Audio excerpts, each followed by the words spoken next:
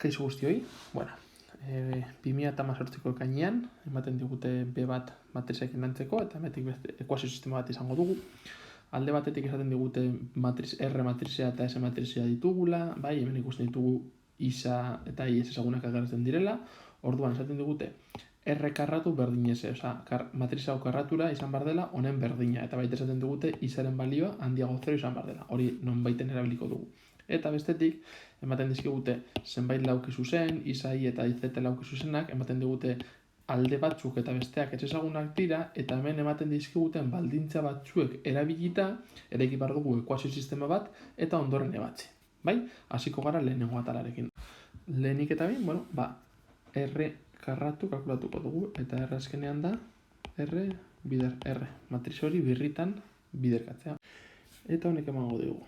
Vale? Hasiko gara biderkatzen hau, honekin, eta ematen dit isa karratu, eta gero da minus iru gehi iru isa. Orain ingo dugu hau, bider hau, beraz geratzen zaigu iru isa gehi iru bider iru, bederatzi i. Orain egiten dugu hau, bider hau, eta ematen digu isa bider minus bat, minus isa gehi isa karratu. Bai? Eta baita ere, hau bider hau, eta iru i bider. Hori ematen dugu minus iru i gehi iru isa i. Bai? Eta azkenik egiten dugu hau bider hau, eta geratzen zaigu. Minus iru gehi iru isa gehi bederatzi i karratu. Eta hau izan behar da eseren berdina. Eta orduan, konparatzen badugu matrize hau eta matrize hau, aterako dugu zenbait informazio, bai? Zenbait ekuazioa gertu gure eskigu. Eta fijatzen bagara, bai? Hau izan behar da baten berdina, hau minus hau bosten berdina, bai? Eta horrela. Hemen isak bakarrik agertzen dira, hemen isa eta i. Hemen agertzen dira isa karratu eta i baitera agertzen dira. Hemen isa eta i, beraz, erabiliko dugu hau, zergatik isa bakarrik agertzen delako. Eta orduan ni badakit, isa karratu. Ken iru gehi iru isa, bai, elementu hori, goian eta eskerrean dagoen izan behar dena, baten berdina, behar izan behar da, berdin bat. Eta hau izango da, bigarren mailako ekuazio bat. Antolatzen badu, eratzen zaigu isa karratu ken gehi iru isa, eta dagogu minus iru, eta bat hau eskerrera ematen badu, baitara negatibo bezala, minus lau berdin 0. Ebazten dugu bigarren mailako ekuazio hau, eta bi emaitza bateratzen dugu. Alde batetik isa izan daitekeela minus lau, eta beste alde batetik bat. Baina goratu esaten dugute isa handiago 0 izan behar dela. Beraz, badaukagu emaitza bat, ja zuzenean kanpora doana. Beraz gudakigu, hau izan behar dela, gure benetazko emaitza. Isa izan behar dela bat.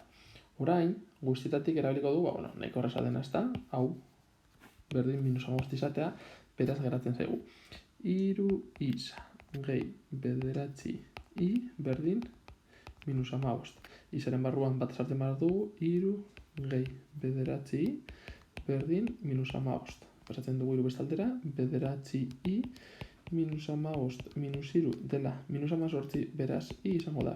Minus amazortzi zati bederatzi berdin minus bi. Beraz dakogu ja baita ere, iren balioa. Eta erabili dugu hemengo informazioa eta hemengo informazioa. Hau eta hau ez dugu erabili. Epeñatera dugu ja isa eta i. Orduan, ikusi behar dugun arain da bakarrik ea datu hauek hemen sartuta, zer ematen diguten, datu hauek hemen sartuta, hogeita hamasei ematen diate, baietz ematen badute, dauzkagu emaitzak, eta ez badute ematen, orduan esan beharko dugu, matrize hau ezin daitekeela honen berdin izan isa eta iren edozein baliotarako ez dela existitzen, beraz, frogatuko dugu eta ikusiko dugu ea gertatzen den edo ez. Hemen daude konprobaketak eginda, hemetan bat eta minus pi sartzen badugu horrelako zerbait geratzen zaigu, eta azkenean 0 ematen du, hemen dagoenaren berdina, eta hemen egiten baduzu antzerako parecido, bai, alteratzen zaizu 26, eta beraz, ikusten dugu, bietan betetzen dela, beraz, hauek izango direla gure emaitzak. Orain ingo dugu, behatela. Bale, daukagu, isai eta zeta lauki zuzenak, bakoitzaren alde ezagunak, bale, eta besteak berriz ezagunak, bale. Ez dira eskaraz marrastu, bale, intzura, astu, ikusten gu irurak berdinak direla eta aldiz aldeak ezberdinak, bale. Aurkitu isai eta zeta honako baldintzak betetzen badira. Ikusiko ditugu eta saiatuko gara algebraiko idazten baldintza. Lehenengo baldintza, esaten digute. Hiru laukizuzenen azaleren batura 74 da. Ikusiko dugu zein izango den laukizuzen baten azalera, alde bat bider bestea, honek 2 neurtzen badut, bestea isa, lehenengoaren azalera, 2 isa. Bigarrenen azalera, 3i. Eta hirugarrenen azalera izango da 5z. Eta hiruren batura emon behar du 74. Badaukagu lehenengo baldintza. Bigarren baldintza. Esaten digu, isa eta i laukizuzenen perimetroaren batura 34 dela. Ikusten dugu zein den lehenengoaren perimetroa eta perimetroa izango da lau aldeen batura izango da. 2 gehi isa gehi 2 gehi isa. Hau izango da lehenengoaren perimetroa eta bigarrenaren perimetroa izango da 3 gehi i gehi 3 gehi i. Bai? Eta bien batura emon behar du 34.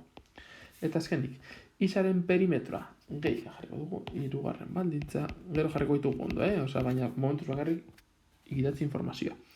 Isaren perimetroa gehi 2 bider iren azalera berdin 48, bale. Isaren perimetroa orain bertan kalkulatu dugu, 2 gehi isa, gehi 2 gehi isa, eta ni gehi 2 bider iren azalera. Eta iren azalera lehen ikusi dela 3 biderri. Eta honi behar du 48. Antolatzen badugu, honela geratuko zaigu. Beraz, hau da gure ekuazio sistema, eta egin behar duguna da isa, i eta z egitea. Bakoitzak izango du bere modu errazenak, ordezkapena erabilizakezue, berdinketa, baitare laburpena, batzuek Gauss, beste batzuek Kramer, bakoitza nahi duen bezala, baina nik uste hemen nahiko argi ikusten dela isa eta informazioa, hauek erabilita lortu aldugula isa eta i, eta hauek dauzkagunean z erabilizakegula, bai? Hiruken bi ekuazioa egiten badugu, ikusiko duguna da, hau kanpora joango zaigula, eta orduan geratzen zaigu. Bi isa, ken bi isa, kanpora. 6i, ken bi, geratzen zaigu, lau i.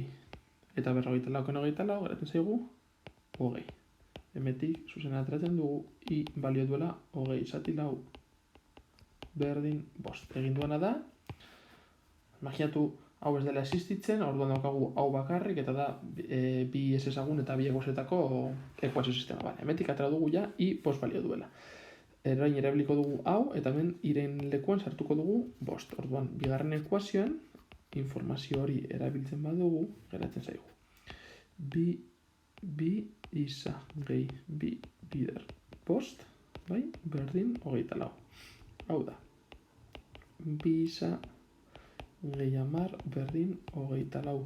Bi isa, 24 ken 10, 14. Hortaz, isa 14 zati bi, berdin 7. I balio du 5, isak balio du 7, eta azkenik erabiltzen dugu ja orain bai lehenengo ekuazioa, bai?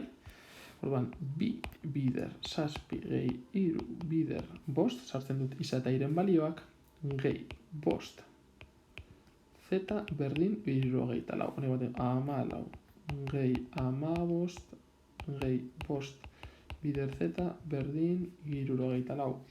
Pasaten dugu 14 eta 15 bestaldera, orduan izango da 74 ken 14, 50, ken 15, 35. Orduan, 5 bider z berdin 30.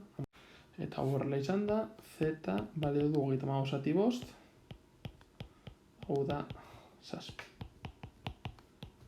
Beraz, ebatzi dugu eta badakigu zein den bakoitzan, barakatu, hau ez da z, baizik eta hori, z berdin izan jarri dut, z berdin 7, eta horrela, zelako zestra, z berdin 7. Eta orduan, bai, badauzkagu ja 3 emaitzak, eta horrela geratzen da gure problema.